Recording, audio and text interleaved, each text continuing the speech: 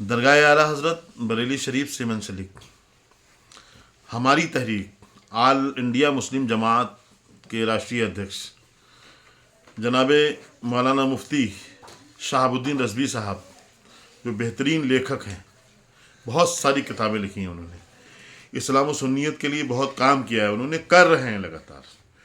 उन्होंने एक समाजी मिली मसाइल के लिए जो तहरीक को कायम किया था उसका नाम है आल इंडिया मुस्लिम जमात, जिसका मैं भी खादिम हूँ, उसका कौमी जनरल सेक्रेटरी हूँ। मैंने उनका बयान सुना। उन्होंने समाजवादी पार्टी के मुखिया श्री अखिलेश यादव के गलत तरीके से का विरोध किया। 3 नाम दिए हैं उन्होंने राज्यसभा के लिए, जिसमें एक भी मुसलमान नहीं, जबकि मुसलमानों की ताकत से अखिलेश यादव है। आज हिंदू बनने की जो होड़ चल रही है देश में, उस होड़ में वो पीछे रहना नहीं चाहते, वो सिर्फ राजनीति कर रहे हैं। हल्द्वानी का मसला हो, चाहे त्रिपुरा का मसला हो, चाहे दिल्ली का जहांगीरपुरी का मसला हो, चाहे और भी देश के बहुत सारे मसाइल जो मुसलमानों से जुड़े हुए हैं, कहीं अखिलेश यादव नज़र नहीं आए, कहीं अखिलेश यादव हमारे साथ खड़े हुए नहीं मिले। मुसलमानों को कहाँ नहीं सताया गया? बाबरी मस्जिद से लेकर के आज तक मुसलमानों के ऊपर रोज़ाना हमले हो रहे हैं। अखिलेश यादव बोले हैं क्या? भारतीय जनता पार्टी में ज़बानी हमले कितने हो रहे हैं? कौन कब किस दाढ़ी टोपी वाले को आतंकवादी कहते पता ही नहीं है। तो उन्होंने जो कहा है वो सही कहा है। जहां कानून बनाए जाते हैं, कानून बिगाड़े जाते हैं, उस सदन के लिए अगर नेता चुनने का नंबर आएगा तो अखिलेश यादव फिल्म सिटी की किसी अभिनेत्री को बार बार भेजेंगे। जबकि अमिताभ बच्चन जो हैं वो भाजपा का प्रचार कर रहे हैं, और जया बच्चन अखिलेश यादव की नूर नजर है। क्या वजह है भाई? क्या कारण है?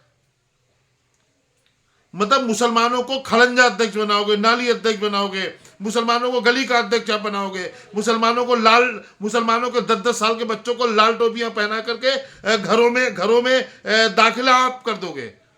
और जब बड़े बड़े ओहदों का नंबर आएगा तो आपके खानदान के लोग नजर आएंगे या ये फिल्म सिटी के लोग आएंगे, नजर आएंगे। क्या है ये? बिल्कुल सही बात है। कांग्रेस को किसी हाल में भी समाजवादी पार्टी से गठबंधन नहीं करना चाहिए। नुकसान होगा, फायदा नहीं होगा। कांग्रेस इनडायरेक्ट भाजपा का फायदा कर रही है। कहीं नूरा कुश्ती तो नहीं है कांग्रेस और भाजपा में कि भारतीय जनता पार्टी को अगर हराने के लिए अगर आपको गठबंधन करना था तो आपको दलित समाज से हाथ मिलाना चाहिए था, बहन मायावती के पास जाना चाहिए था। उनको आप नजरअंदाज करके देश में आप जो गठबंधन करना आप चाहते हैं, कहीं आप कामयाब होने वाले नहीं है। आप देखें ना, 2022 का चुनाव आप देख लें, अपना ही 2017 का पूरा वो कर लें। 2017 में अखिलेश यादव और राहुल गांधी थे। क्या हुआ? अखिलेश यादव राहुल गांधी अगर साथ में ना अगर होते, गठबंधन ना अगर होता, तो भारतीय जनता पार्टी उत्तर प्रदेश में सरकार नहीं बना पाती। मैं दावे के साथ कह रहा हूं।